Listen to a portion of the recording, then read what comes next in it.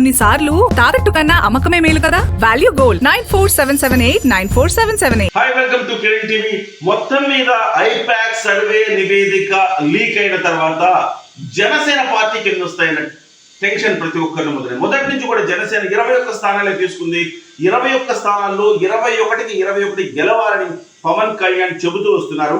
అయితే 21కి 21 గెలవడంలో సక్సెస్ అవుతుందా లేదా? ఐపాక్ నివేదిక ఏం చెప్పింది?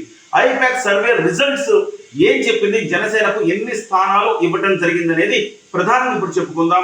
ఐపాక్ సర్వే ప్రకారం మన విజయం అంటే జనసేన పార్టీ విజయం నెల్లిమర్ల నుంచి ప్రారంభం కాబోతోంది.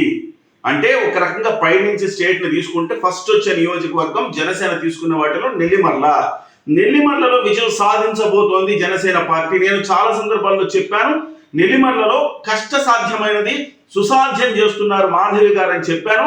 సో ఆ రకంగానే నెల్లిమర్లలో చాలా చాకచక్యంగా మాధవి గారు లాస్ట్ టైం కేవలం 6,000-7,000 ఓట్లు వచ్చిన నెల్లిమర్లలో మాధవి గారు ఈసారి విజయ దుందుబి మోగించబోతున్నారు. నెల్లిమర్లతో విజయం స్టార్ట్ అవుతోంది. విజయ యాత్ర నెల్లిమర్ల రాబోతోంది. అలాగే విశాఖలో చూస్తే కనుక విశాఖ సౌత్ వంశీకృష్ణ యాదవ్ గెలవబోతున్నారు.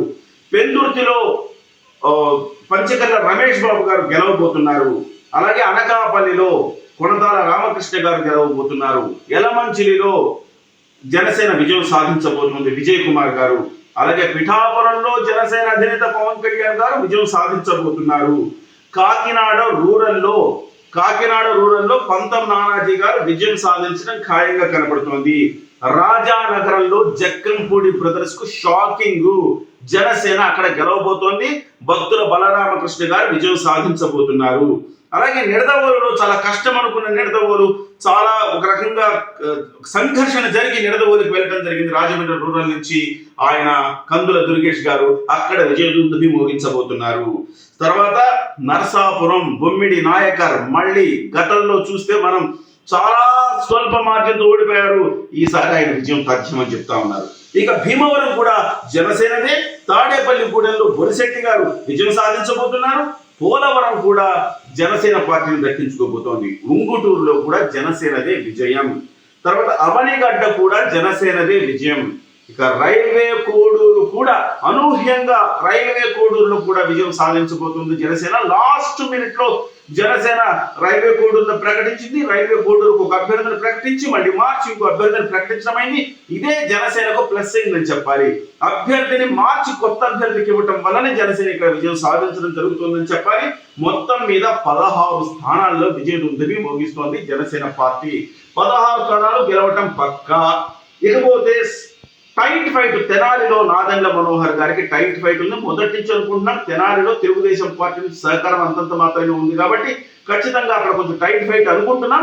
తెనాలిలో టైట్ ఫైట్ ఉంది. కాకపోతే ఓడిపోయే నియోజకవర్గాలు ఒక 4 ఉన్నాయి. 4 ఓడిపోతారని చెప్తున్నారు. పాలకొండ ఓడిపోయే అవకాశం ఉంది, ఎస్టీ నియోజకవర్గం. రాజోలు అనూహ్యంగా మొన్న గెలిచిన రాజోలు నియోజకవర్గం. బహుశా అక్కడ అభ్యర్థిని మార్చడము లేకపోతే కారణాలేమో కానీ రాజోలు కూడా ఈ జాబితాలోకి రావటం అనేది కాస్త నిరాశపరిచే అంశం అని చెప్పాలి. పి గన్నవరం ఎన్నో చర్చల తర్వాత తెలుగుదేశంకి ఇచ్చి తర్వాత కాదని మళ్ళీ జనసేనకి ఇచ్చి జనసేనలో అభ్యర్థిని మార్చి కొత్త అభ్యర్థినికి ఇచ్చి ఇలా గందరగోళం మధ్య పి గన్నవరం కూడా పోయే అవకాశం ఉన్నట్టుగా ఐపాక్ నివేదిక చెప్తోంది. విచిత్రంగా తిరుపతి కూడా ఈ జాబితాలో ఉండటం శోచనీయం. మొత్తం పాలకొండ నేను మొదటి నుంచి అనుకున్నదే కానీ తిరుపతి నేను అనుకోలేదు. చాలా ఆశ్చర్యకరంగా తిరుపతి మాత్రం ఒకవేళ అంటే నాకు తెలిసి ఇంకా 25 రోజులు ఉంది. తిరుపతిలో కొంత కన్ఫ్యూజన్ ఉండడం వల్ల ఈ నివేదికలోకి ఆ కన్ఫ్యూజన్ పడినట్టుగా మనం అనుకోవచ్చు. కానీ కన్ఫ్యూజన్ అంతా తెరలు తొలుగుతున్నాయి. అందరూ ఏకపక్షంగా ఏకతాటి మీద నడుస్తూ ఉన్నారు. ఈ నేపథ్యంలో ఖచ్చితంగా తిరుపతి కూడా గెలిచే అవకాశం ఉంది. మొత్తం 16 విజయం, 1 టైట్, మరో 4 ఓటమి అని చెప్పి ఐపాక్ నివేదిక చెప్తుంది. అయితే నా అంచనా ప్రకారం ఈ టైట్ ఉన్న తెనాలి గెలుస్తారు. అలాగే తిరుపతి కూడా గెలిచే అవకాశం ఉంది. రాజోలు కూడా గెలిచే అవకాశం ఉంది నాకు అనిపిస్తోంది. బహుశా ఇంకొక 2-3 స్థానాలు పెరగచ్చు కూడా. దాదాపు ఒక 19 స్థానాల వరకు జనసేన వచ్చే అవకాశం ఉంది. ఎందుకంటే 20-25 రోజులు ఉంది. ఖచ్చితంగా 20 రోజుల్లో చాలా పరిణామాలు మారతాయి. ప్రతిపక్షానికి అనుకూలంగా మారతాయి కాబట్టి, కూటమికి అనుకూలంగా మారతాయి కాబట్టి ఖచ్చితంగా విజయం సాధించే అవకాశం ఉంది అనిపిస్తుంది. మొత్తం మీద అయితే జనసేన డెఫినెట్ గా లాస్ట్ టైం 1 స్థానం వచ్చిన జనసేన ఈసారి 16 స్థానాలను ఐపాక్ కూడా ఇచ్చాడంటే డెఫినెట్ గా ఇది అద్భుతమైన విజయం అని చెప్పాలి. డెఫినెట్ గా 16 కాదు, నా అంచనా ఇంకొక 2-3 పెరిగే అవకాశం కూడా ఉంది. చూద్దాం ఏం జరుగుతుంది. ఎనీవే జనసేనకు ఒక గుడ్ న్యూస్ అనేది చెప్పాలి మనం.